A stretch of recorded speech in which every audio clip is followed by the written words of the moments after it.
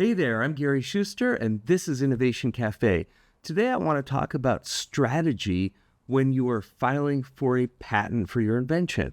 And this isn't the normal strategy that you might run into.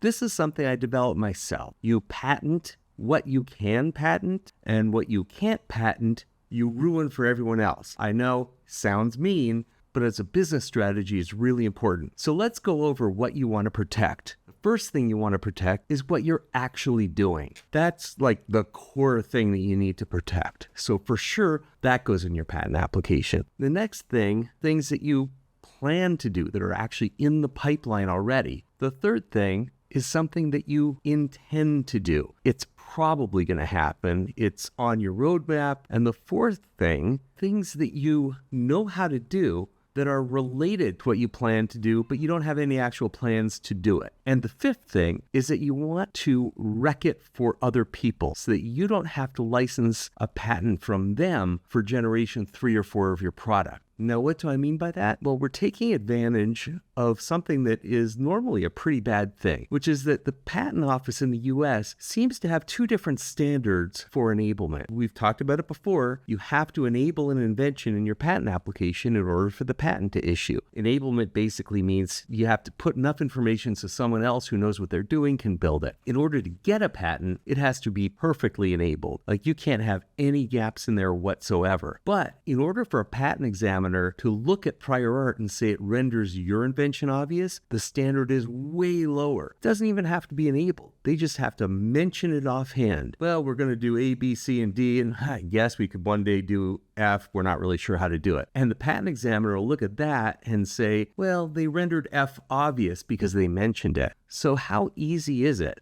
to make sure that your competitor doesn't get in the way of your doing things without paying a patent license fee? Pretty darn easy. You just have to think about where the technology might go, what might happen in the future, disclose it in as much detail as you can, even though you probably are unable to enable it so you could get your own patent. You can definitely make it so that they can't. So to recap, you want to file for a patent that protects what you're doing, what you know you're about to do, what you'll probably do, things that are related to what you're doing, because who knows, generation 3 of your product may well do some of those things that are related that you don't currently have on your roadmap. And most importantly, make sure you don't have to pay someone else to make a future generation of your product because you've blocked them from getting a patent that's going to stand in your way. With your innovation and startup tips for the week, this is Gary Schuster. It's been Innovation Cafe, and keep on inventing.